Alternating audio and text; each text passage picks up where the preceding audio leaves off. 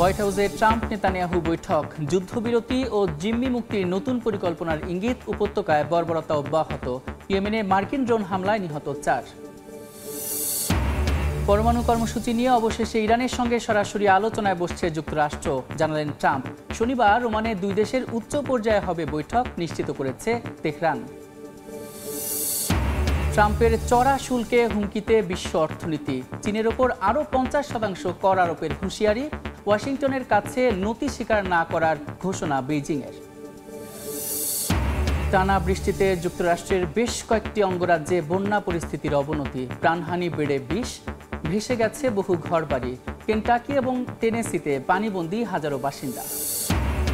এবং মিয়ানমারে ভূমিকম্পের সপ্তাহ পেরিয়ে গেলেও এখনও চলছে উদ্ধার কাজ, মৃতের সংখ্যা বেড়ে 3600। যুদ্ধের কারণে বহু এলাকায় পৌঁছানো যাচ্ছে না ত্রাণ, বলছে জাতিসংঘ।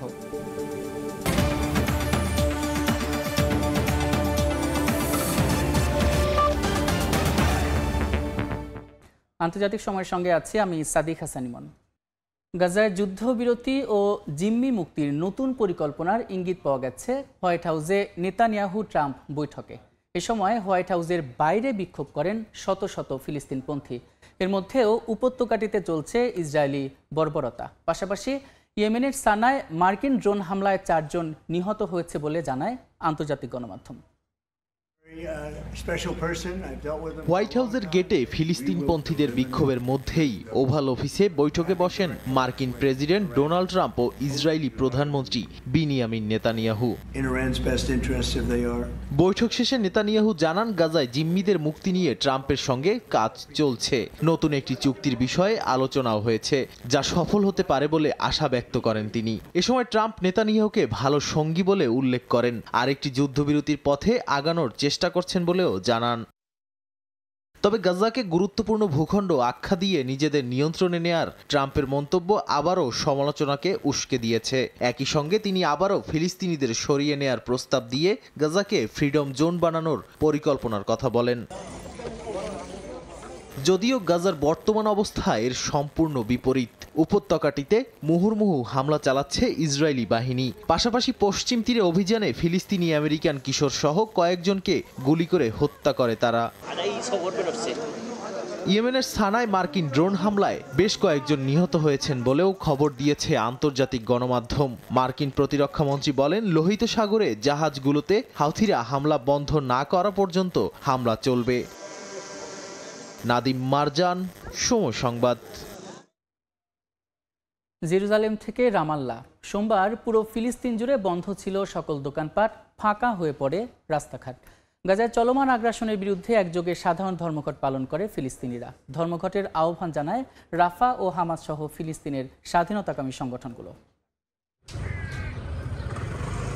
জেরুজালেমের সালাউদ্দিন স্ট্রিট প্রতিদিন হাজারো মানুষের পদচারণায় মুখর থাকলেও সোমবার ছিল পুরোপুরি শুনশান। দোকানপাট, স্কুল, প্রশাসনিক কার্যালয়ে সব ছিল বন্ধ। গাজার ওপর ইসরায়েলের অব্যাহত হামলার বিরুদ্ধে সংহতির এই ধর্মঘটে অংশ নেয় পূর্ব জেরুজালেম থেকে শুরু করে পশ্চিম তীরের রামাল্লা, হেভরন সহ প্রায় সব শহরের বাসিন্দারা। ধর্মঘটের কারণে হেভরনের রাস্তায় পুলিশের গাড়ি ছাড়া আর কোনো গাড়ি চলেনি। বন্ধ দোকানপাট, ফাঁকা রাস্তায় মৌন প্রতিবাদ ছিল স্পষ্ট। এই ধর্মঘট শুধু হেভরনে নয়, গোটা আরব বিশ্বেরই প্রতিবাদের প্রতীক। শিশুদের যে অবস্থা দেখেছি তা ভাষায় প্রকাশ করার মতো না। আল্লাহই আমাদের ভরসা। রামাল্লাহ শহরের দৃশ্য ছিল একই রকম। শহরের প্রাণকেন্দ্র ওই রামাল্লাহ চত্বরেও ছিল নিস্তব্ধতা। দোকানে সিঁড়িতে বসে সময় কাটান কেউ কেউ। ধর্মঘট অনেক বেশি গুরুত্বপূর্ণ, কারণ ইসরায়েলি আগ্রাসন এখন কেবল গাজায় সীমাবদ্ধ নয়, এটি ছড়িয়ে পড়েছে গোটা ফিলিস্তিনে। এই ধরনের সর্বাত্মক প্রতিক্রিয়া আমরা গত 7 অক্টোবরের পর এই প্রথম দেখছি। ধর্মঘটের আহ্বান জানায় হামাস, ফাতাহ সহ ফিলিস্তিনের সব প্রধান রাজনৈতিক শক্তি, আর তাতে স্বতঃস্ফূর্তভাবে অংশ নেন সর্বস্তরের মানুষ। নির্বিচারে শিশু, নারী, বেসামরিক মানুষ হত্যার পরও গোটা বিশ্ব যখন নীরব, সেই নীরবতাকেই প্রতিবাদের ভাষা হিসেবে নিয়েছে ফিলিস্তিনিরা। টিকে থাকার লড়াইয়ে নিজেদের প্রতিবাদ জানাচ্ছেন ধর্মঘটের মাধ্যমে। আমিরুল ইসলাম আলিফ, সময় সংবাদ। গাজায় অবিলম্বে যুদ্ধ বন্ধের আহ্বান জানিয়েছে ফ্রান্স, মিশর ও জর্ডান। কায়রোতে বৈঠকে মানবিক সহায়তা প্রবেশ এবং জিম্মিদের মুক্তির দাবিও জানান তিন দেশের নেতারা। দ্বিরাষ্ট্র সমাধানের জন্য আন্তর্জাতিক সম্মেলন করবে ফ্রান্স, সৌদি আরব বলে জানান ফরাসি প্রেসিডেন্ট ইমানুয়েল ম্যাক্রোঁ। গাজা সংকটে শান্তির পথ খুঁজতে কূটনীতির দরজায় কড়া নাড়ছে বিশ্ব। মিশরের কায়রো শহরের আল ইত্তেহাদিয়া প্রেসিডেন্সিয়াল প্যালেসে স্থানীয় সময় সোমবার বৈঠকে বসেন ফ্রান্সের প্রেসিডেন্ট ইমানুয়েল ম্যাক্রোঁ, মিশরের president Abdel Fattah al CC এবং জর্ডানের বাদশাহ আবদুল্লাহ। গাজায় অবিলম্বে যুদ্ধ বন্ধ ও আঞ্চলিক উত্তেজনা কমানোর বিষয়ে আলোচনা করেন তারা। সেই সঙ্গে বৈঠকে উপত্যকাটিতে মানবিক সহায়তা প্রবেশ ও জিম্মিদের মুক্তির দাবি জানানো হয়। যৌথ সংবাদ সম্মেলনে ম্যাক্রোঁ গাজা থেকে ফিলিস্তিনিদের জোর করে উচ্ছেদ না করার আহ্বান জানান। দ্বিরাষ্ট্র সমাধান বাস্তবায়নে সৌদি আরবের সঙ্গে একটি আন্তর্জাতিক সম্মেলনের আয়োজন করারও কথা জানান তিনি। এদিকে মিশরের প্রেসিডেন্ট সিসি জানান, গাজা নিয়ে প্যারিস ও কায়রোর অবস্থান এক। এছাড়াও বৈঠকে মিশর ও ফ্রান্সের মধ্যে স্বাক্ষর হয় বেশ কিছু সহযোগিতা চুক্তি। বিশেষ করে স্বাস্থ্য, শিক্ষা ও পরিবহন খাতে যৌথ কাজের ঘোষণা আসে দুই দেশের পক্ষ থেকে। অর্জিতা শাহজিন, সময় সংবাদ। তেহরানের পরমাণু কর্মসূচি নিয়ে ইরানের সঙ্গে অবশেষে সরাসরি আলোচনায় বসতে যাচ্ছে যুক্তরাষ্ট্র। স্থানীয় সময় সোমবার হোয়াইট হাউসে দেওয়া বক্তব্যে এ বিষয়টি নিশ্চিত করেন মার্কিন প্রেসিডেন্ট ডোনাল্ড ট্রাম্প। তীব্র উত্তেজনার মধ্যেই আগামী শনিবার ওমানে হতে যাচ্ছে এই বহুল প্রতীক্ষিত বৈঠক। দুই দেশের উচ্চ পর্যায়ের বৈঠকের বিষয়টি নিশ্চিত করেছে ইরানও। বছর ধরেই বৈরী সম্পর্ক টেনে যাচ্ছে যুক্তরাষ্ট্র ও ইরান। মাঝে মাঝেই দুই দেশের মধ্যে ছড়িয়ে পড়ে তীব্র উত্তেজনা। সামরিক সংঘাতের শঙ্কাও উকি দেয় কখনো কখনো। ইরানের পরমাণু কর্মসূচি ঠেকাতে চাপ আরও বাড়িয়েছে মার্কিন প্রেসিডেন্ট। সম্প্রতি সামরিক পদক্ষেপ নেওয়ারও হুমকি দেন ডোনাল্ড ট্রাম্প। প্রতিক্রিয়ায় সরাসরি আলোচনার প্রস্তাব প্রত্যাখ্যান করে তৃতীয় পক্ষের মাধ্যমে কথা বলতে আগ্রহ প্রকাশ করে তেহরান। পরবর্তীতে ওমানের মধ্যস্থতায় চূড়ান্ত হয় আলোচনার স্থান ও সময়। স্থানীয় সময় সোমবার হোয়াইট হাউসে ইসরায়েলি প্রেসিডেন্ট বিনিয়ামিন নেতানিয়াহুর সঙ্গে বৈঠকের সময় প্রেসিডেন্ট ট্রাম্প জানান, আগামী শনিবার ওমানে ইরানের সঙ্গে উচ্চ পর্যায়ের আলোচনা হতে যাচ্ছে তার দেশের। তেহরানের পারমাণবিক অস্ত্র তৈরির সক্ষমতা রোধে সমঝোতায় পৌঁছানোই এই আলোচনার লক্ষ্য। আমরা ইরানের সঙ্গে সরাসরি আলোচনায় বসতে যাচ্ছি। কি হয় তা দেখা যাক। সবাই একমত যে এই চুক্তি হওয়াই সবচেয়ে ভালো সমাধান, কিন্তু পরিস্থিতি খুবই বিপজ্জনক হয়ে উঠছে। আশা করছি এই আলোচনা সফল হবে। ইরানের জন্য সেটাই মঙ্গলজনক হবে। ইরানের পররাষ্ট্রমন্ত্রী আব্বাস আরাকচিও সামাজিক মাধ্যম এক্সের এক পোস্টে আলোচনার খবর নিশ্চিত করেন। তিনি জানান, এটি যেমন একটি সুযোগ তেমনি একটি পরীক্ষাও। এখন সিদ্ধান্ত নেয়ার পালা যুক্তরাষ্ট্রের।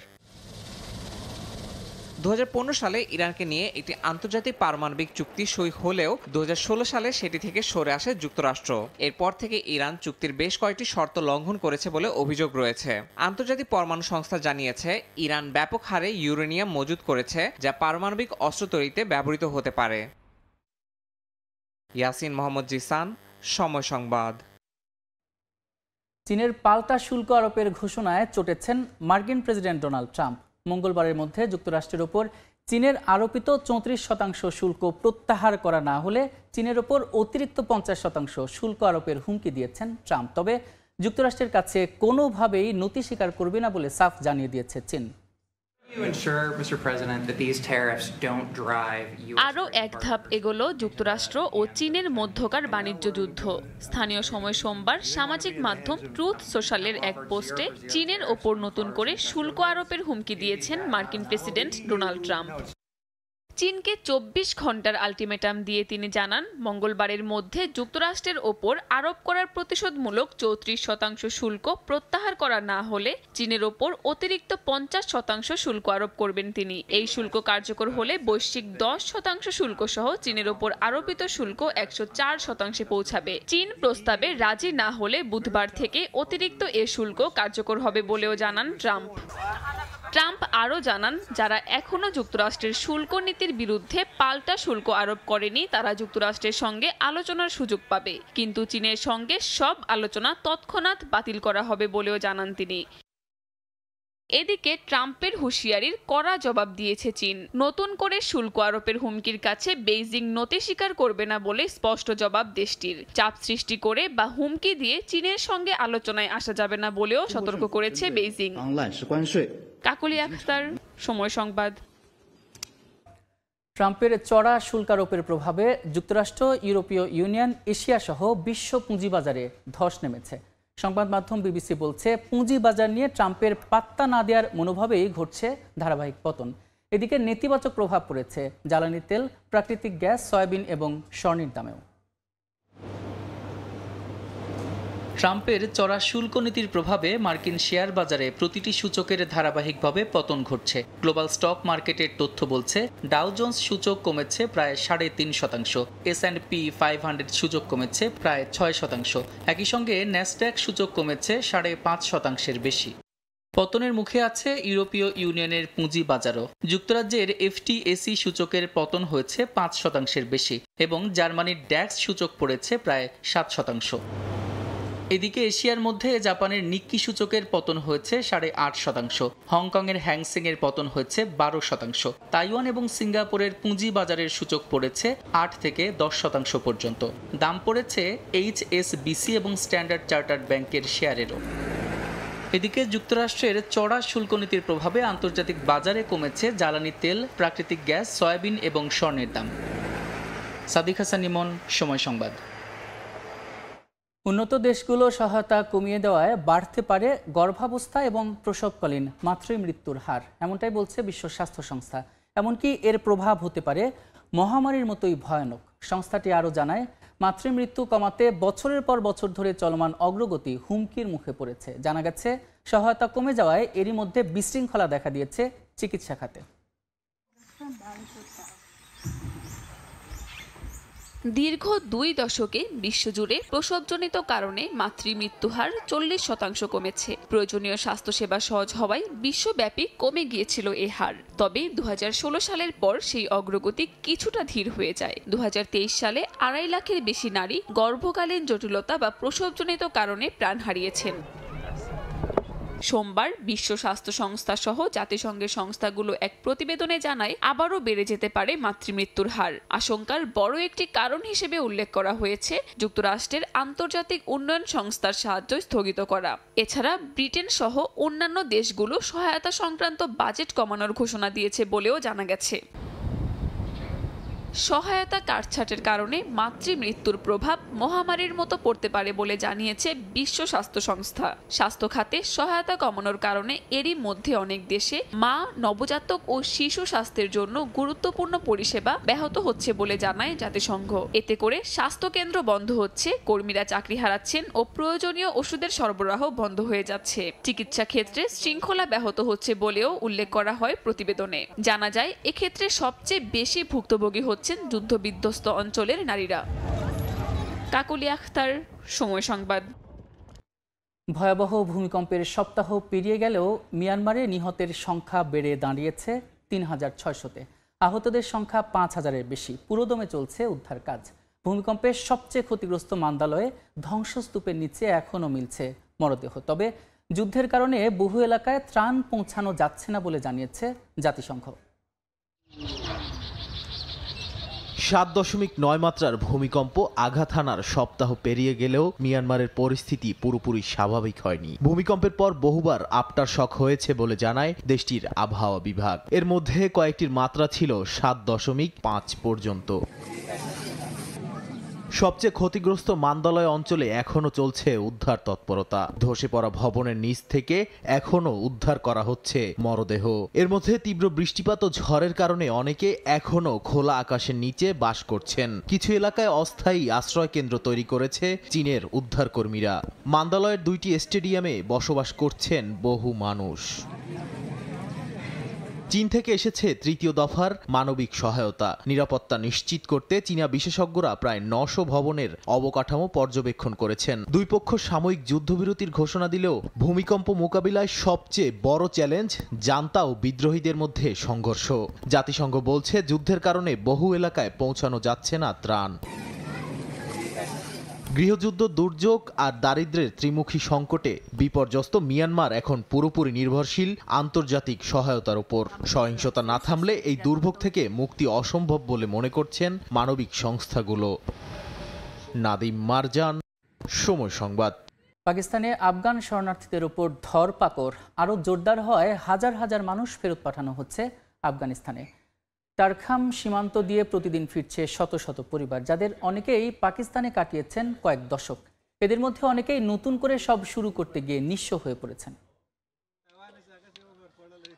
ঘরবাড়ি ছেড়ে সহায় সম্বল পরিবার পরিজন নিয়ে ধুধু সীমান্তে অপেক্ষার প্রহর গুনছেন হাজারো মানুষ। এতকাল যে ভূমিতে নিজেদের সংসার গুছিয়ে বসেছিলেন সেখান থেকে চিরতরে বিদায় নিতে হচ্ছে তাদের। পাকিস্তানের টারখাম সীমান্তে দেখা যায় বাস্তুচ্যুত এই শরণার্থীদের দীর্ঘ লাইন। পাকিস্তান সরকার 1 এপ্রিল থেকে ফের শুরু করেছে অনিবন্ধিত আফগানদের ফেরত পাঠানোর প্রক্রিয়া। কেবল গত সপ্তাহে অন্তত ৭৭০০ আফগানকে পাঠানো হয়েছে বলে জানায় খাইবার পাখতুনখোয়ার সূত্র। এর মধ্যে রয়েছে ১১৫১টি পরিবার, যাদের অনেকের কাছে কোনো বৈধ কাগজপত্র ছিল না, কারো আবার ছিল আফগান সিটিজেন কার্ড। একসঙ্গে ফেরত পাঠানো হয়েছে ৩০৮১ জন পুরুষ, ১৯৮১ জন নারী এবং ২৬৪০ জন শিশু। শুধু টারখাম সীমান্ত দিয়েই নয়, করাচি ও পাঞ্জাব থেকেও বড় আকারে চালানো হয়েছে এই ফেরত পাঠানোর প্রক্রিয়া। করাচি থেকে ফেরত পাঠানো হয়েছে আরও ৩০০ জন, যার মধ্যে ৭৯ জন শিশু ও ৩৭ জন নারী ছিলেন। পাকিস্তানি পুলিশ রাতে আমাদের বাড়িতে হানা দেয়, আমার 2 ছেলেকে তুলে নিয়ে যায়। তারা এখনো জেলে। আমি গিয়েছিলাম জেলে, বলেছিলাম আমার ছেলেদের নিয়ে যেতে চাই। পুলিশ বলল তুমি যাও, ওদের পরে ফেরত পাঠাবো। জাতীয় ও আন্তর্জাতিক মানবাধিকার সংস্থাগুলো এ নিয়ে উদ্বেগ জানিয়েছে। বন্দি শিবিরে পানি, খাবারের সংকট, পরিবার বিচ্ছিন্নতা ও হঠাৎ করে জিনিসপত্র বিক্রি করে আফগানিস্তানে ফেরা, সব মিলিয়ে নতুন করে শুরু করতে গিয়ে নিঃস্ব হয়ে পড়েছেন অনেকে। সাদিয়া তাসনিম, সময় সংবাদ। যুক্তরাষ্ট্রের প্রেসিডেন্ট ডোনাল্ড ট্রাম্পের শুল্ক আরোপের জেরে সৌদি আরবে জ্বালানি তেলের দামে ধস নেমেছে। বিশ্বের শীর্ষ তেল রফতানিকারক দেশটি এশিয়ার ক্রেতাদের জন্য তেলের দাম প্রায় 4 বছরের মধ্যে সর্বনিম্ন পর্যায়ে নামিয়ে দিয়েছে। মূল্য হ্রাসের প্রভাব পড়েছে রিয়াদের শেয়ার বাজারেও, যেখানে একদিনে ক্ষতি হয়েছে প্রায় 50,000 কোটি রিয়াল। যুক্তরাষ্ট্রের প্রেসিডেন্ট ডোনাল্ড ট্রাম্পের একের পর এক শুল্ক আরোপের সিদ্ধান্তে বিশ্ব অর্থনীতিতে ব্যাপক প্রভাব পড়েছে। মার্কিন প্রেসিডেন্টের আরোপিত শুল্কের ভারে নুয়ে পড়েছে বিশ্বের শীর্ষ তেল রপ্তানিকারক দেশ সৌদি আরব। আসন্ন মে মাসে সৌদি আরবের আরামকো কোম্পানির প্রধান তেলজাত আরব লাইট বা হালকা অপরিশোধিত তেলের দাম ব্যারেল প্রতি $2.30 কমিয়ে দেওয়া হয়েছে। এটি দুবাই বা ওমান বেঞ্চমার্ক বা আন্তর্জাতিক মানদণ্ডের চেয়ে ব্যারেল প্রতি মাত্র $1.20 বেশি দামে বিক্রি হবে। সৌদি আরবের আরামকোর সিদ্ধান্ত এমন এক সময়ে এসেছে যখন গত সপ্তাহেই ওপেক প্লাস মে মাস থেকে উৎপাদন বাড়ানোর ঘোষণা দিয়েছে। বার্তা সংস্থা রয়টার্সের তথ্য মতে বাজার বিশ্লেষকরা আগে ভেবেছিলেন সৌদি আরবের তেলের দাম 1.80% কমতে পারে। তবে ট্রাম্পের শুল্ক আরোপ ও যুক্তরাষ্ট্র চীনের বাণিজ্য যুদ্ধের মধ্যে ধারণার চেয়ে জ্বালানি তেলের দাম অনেক বেশি কমে গেছে। শুধু এশিয়ায় নয়, ইউরোপ ও যুক্তরাষ্ট্রে রপ্তানির দামও হ্রাস পেয়েছে। শুল্ক আরোপের কারণে শুরু হওয়া বাণিজ্য যুদ্ধের প্রভাব পড়েছে সৌদি আরবের শেয়ার বাজারেও। রোববার লেনদেন চলাকালে বাজারটি 50,000 কোটি রিয়ালের বেশি মূল্য হারায়। শুধু সৌদি নয়, উপসাগরীয় অঞ্চলের অন্যান্য শেয়ার বাজারও এই বাণিজ্য উত্তেজনার কারণে ধসের মুখে পড়েছে। এছাড়া সপ্তাহের শেষ দিকে জ্বালানি তেলের দামে বড় ধরনের পতন এবং বৈশ্বিক শেয়ার বাজারে দরপতনও উপসাগরীয় শেয়ার বাজারগুলোর এই ধসের পেছনে বড় ভূমিকা রেখেছে। মালিহা সুরওয়ার্দী, সময় সংবাদ। আবর্জনা প্রক্রিয়াজাতকরণ কেন্দ্রে ভয়াবহ আগুন লেগে পুড়ছে ফ্রান্সের প্যারিস। স্থানীয় সময় সোমবার সন্ধ্যায় আগুন লাগে সাইকটম বর্জ্য ব্যবস্থাপনা কেন্দ্রে। অন্তত 200 দমকল কর্মী কাজ করছেন আগুন নিয়ন্ত্রণে। এখনও কোনো হতাহত এবং আহতদের খবর পাওয়া যায়নি বলে জানায় কর্তৃপক্ষ। প্যারিসের আকাশ ঢেকে গেছে কালো ধোঁয়ায়। দমকল বিভাগ জানায় আগুন এখনও নিয়ন্ত্রণে আসেনি, তবে উত্তর দিকে আরও ছড়িয়ে পড়ছে। ঘটনাস্থলে মোতায়েন করা হয়েছে প্রায় 200 দমকল কর্মী ও 60টি আগুন নেভানোর যন্ত্র। ব্যবহার করা হচ্ছে 2টি এরিয়াল প্ল্যাটফর্মও। সাইকটমের তথ্য অনুযায়ী এটি ইউরোপের বৃহত্তম পৌর বর্জ্য ব্যবস্থাপনা কর্তৃপক্ষ। 7 লাখ মানুষের আবর্জনা প্রক্রিয়াকরণে নিযুক্ত এই সংস্থা প্রতি বছর 23 লাখ টন বর্জ্য ব্যবস্থাপনা করে। 2019 সালে চালু হওয়া অত্যাধুনিক ও স্বয়ংক্রিয় এই কেন্দ্রে 9 লাখ বাসিন্দার পুনর্ব্যবহারযোগ্য বর্জ্য আলাদা করা হয়। স্থানীয় সময় সোমবার বিকেলে এর বেসমেন্টে আগুনের সূত্রপাত বলে ধারণা করা হচ্ছে। প্যারিস সিটি হল জানায় এখন পর্যন্ত আহত বা হতাহতের কোনো খবর পাওয়া যায়নি। সব কর্মীকে ইতোমধ্যে সরিয়ে নেওয়া হয়েছে। এছাড়া আগুনে কাঠের বিমগুলো প্রায় ধসে পড়ার মতো অবস্থায় পৌঁছেছে। নিরাপত্তার স্বার্থে আশপাশের রিং রোড বন্ধ করে দেওয়া হয়েছে। অগ্নিকাণ্ডে শহরের অন্যতম প্রধান বর্জ্য ব্যবস্থাপনা কেন্দ্র অচল হয়ে পড়ায় পরিবেশ ও পরিষেবা খাতে প্রভাব পড়তে পারে বলে আশঙ্কা করছে কর্তৃপক্ষ। নাদিম মারজান, সময় সংবাদ। প্রথমবারের মতো বাংলাদেশি জাহাজের মডেল প্রদর্শিত হলো আইএমও সদর দপ্তরে। লন্ডনে 5 দিন ধরে চলা আন্তর্জাতিক সামুদ্রিক সংস্থার অধিবেশনে যোগ দেন নৌ পরিবহন মন্ত্রণালয়ের উপদেষ্টা ব্রিগেডিয়ার জেনারেল অবসরপ্রাপ্ত ডক্টর এম সাখাওয়াত হোসেন এবং যুক্তরাজ্যে নিযুক্ত বাংলাদেশের হাই কমিশনার আবিদা ইসলাম। লন্ডন থেকে বিস্তারিত থাকছে শোয়েব কবিরের প্রতিবেদনে। লন্ডনে 5 দিন ব্যাপী অনুষ্ঠিত হচ্ছে আন্তর্জাতিক সামুদ্রিক সংস্থা আইএমও এর মেরিন এনভায়রনমেন্ট প্রোটেকশন কমিটির 83তম অধিবেশন। এই সময় বাংলাদেশের খুলনা শিপইয়ার্ডে নির্মিত জাহাজ বিসিজিটি প্রত্যয় এর মডেলটি আইএমও এর মহাসচিব আর্সেনিও ডোমিঙ্গেজ এবং উপদেষ্টা ডক্টর এম সাখাওয়াত হোসেন যৌথভাবে উদ্বোধন করেন। এবারই প্রথমবারের মতো কোনো বাংলাদেশি জাহাজের মডেল আইএমও এর সদর দপ্তরে প্রদর্শিত হলো, যা বর্তমান সরকারের একটি বড় অর্জন হিসেবে বিবেচিত হচ্ছে। এতে 2026-27 সালের জন্য আইএমও কাউন্সিলের ক্যাটাগরি সি সদস্য পদে বাংলাদেশকে পুনর্নির্বাচনের জন্য আন্তর্জাতিক সমর্থন চেয়েছেন যুক্তরাজ্যে নিযুক্ত বাংলাদেশের হাই কমিশনার আবিদা ইসলাম। আমরা বাংলাদেশ দূতাবাস, মিনিস্ট্রি অফ শিপিং এবং অন্যান্য যে লাইন মিনিস্ট্রিগুলো আছে তাদের সাথে নিয়ে আমরা একসাথে কাজ করছি এবং আগামীতে আশা করছি যে ইলেকশনটা হবে এটা হয়তো ডিসেম্বরের প্রথম সপ্তাহে হতে পারে, সেখানে আমরা একটা ইতিবাচক ফল পাওয়ার জন্য একযোগে কাজ করার চেষ্টা করছি। এই সময় বাংলাদেশের অবস্থান দৃঢ়ভাবে তুলে ধরেন নৌ উপদেষ্টা এম সাখাওয়াত হোসেন। বাংলাদেশের পক্ষ থেকে পরিবেশ সুরক্ষা, জলবায়ু পরিবর্তন মোকাবিলা, আইএমও কনভেনশন বাস্তবায়ন, ডিজিটালাইজেশন এবং নারীর অংশগ্রহণ সহ নানা উন্নয়ন, অর্জন ও ভবিষ্যৎ পরিকল্পনা বিভিন্ন দেশের প্রতিনিধিদের মাঝে তুলে ধরেন তিনি। আমরা এখন একটা প্ল্যানিং স্টেজে আছি, সব কিছু মিলিয়ে ইমপ্লিমেন্টেশন উইল টেক টাইম। আর আপনি চিন্তা করতে হবে যে আমাদের যে শিপিং লাইনগুলো আছে প্রথমত তাদেরকে কনভিন্স করতে হবে এবং তাদের জন্য অল্টারনেটিভ ব্যবস্থা করতে হবে, ফিউল পার্ট অফ ইট। না হলে আপনি এখন যে সমস্ত ফিউল দিয়ে আপনি শিপ চালাচ্ছেন, হ্যাঁ, সেগুলোতে এমিশন হবেই। সমুদ্র দূষণ রোধে সর্বোচ্চ সতর্ক অবস্থানে বাংলাদেশ রয়েছে উল্লেখ করে তিনি প্লাস্টিক বর্জ্যে বাংলাদেশের নদী দূষণ ঠেকাতে আইন পরিবর্তন করে কঠোর করার পরিকল্পনার কথাও জানান। শোয়েব কবির, সময় সংবাদ, লন্ডন। কম্বোডিয়ার খমের নববর্ষকে সামনে রেখে আয়োজন করা হয়েছে ঐতিহ্যবাহী গরুর গাড়ি দৌড় প্রতিযোগিতা। এই উৎসব দেখতে জড়ো হন কয়েক হাজার মানুষ। ক্যাম্পং স্পেওয়ের ধুলোমাখা ময়দানে যখন গরুগুলো ছুটে চলে গাড়ি টেনে, তখন যেন সময় ফিরে যায় শতাব্দী পুরানো ঐতিহ্যে। কম্বোডিয়ায় অতীতে নববর্ষ উপলক্ষে প্রতি বছর আয়োজিত হতো ঐতিহ্যবাহী এই দৌড় প্রতিযোগিতা। বন্ধ হয়ে যাওয়ার পর পুরানো এই উৎসব আবারও চালু করা হয় 1 দশক আগে। স্থানীয় সময় সোমবার 11তম বারের মতো আয়োজিত এই প্রতিযোগিতায় অংশ নেন 75 জন প্রতিযোগী। শত শত উৎসুক দর্শনার্থীর উপস্থিতি আয়োজনকে নিয়ে যায় ভিন্ন মাত্রায়।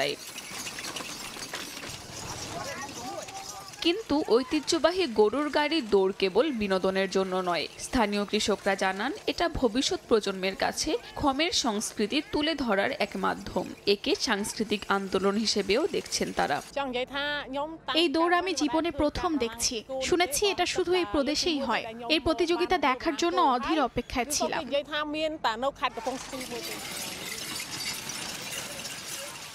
দর্শনার্থীরা জানান আধুনিকতার চাপে গরুর গাড়ি বিলুপ্তির পথে, কিন্তু ক্যাম্পং স্পেওয়ের মাঠে প্রতি বছরের এই উৎসব তাদের নিয়ে যায় অতীত ঐতিহ্যের পথে। বর্তমানের গর্ব ও ভবিষ্যতের প্রেরণাতেও পরিণত হয়েছে ব্যতিক্রমধর্মী এই আয়োজন। কাকুলি আখতার, সময় সংবাদ। আন্তর্জাতিক সময়ের শীর্ষ সংবাদগুলো জানিয়ে দিচ্ছে আরেকবার। হোয়াইট হাউসে ট্রাম্প নেতানিয়াহু বৈঠক, যুদ্ধবিরতি ও জিম্মি মুক্তির নতুন পরিকল্পনার ইঙ্গিত। উপত্যকায় বর্বরতা অব্যাহত। ইয়েমেনে মার্কিন ড্রোন হামলায় নিহত 4। পরমাণু কর্মসূচি নিয়ে অবশেষে ইরানের সঙ্গে সরাসরি আলোচনায় বসছে যুক্তরাষ্ট্র, জানালেন ট্রাম্প। শনিবার ওমানে 2 দেশের উচ্চ পর্যায়ের বৈঠক অনুষ্ঠিত হবে, নিশ্চিত করেছে তেহরান।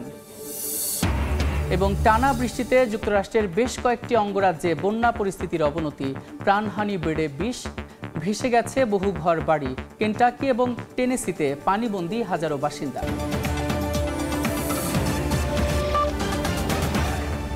এই ছিল আন্তর্জাতিক সময়ের সঙ্গে থাকুন সময়ের।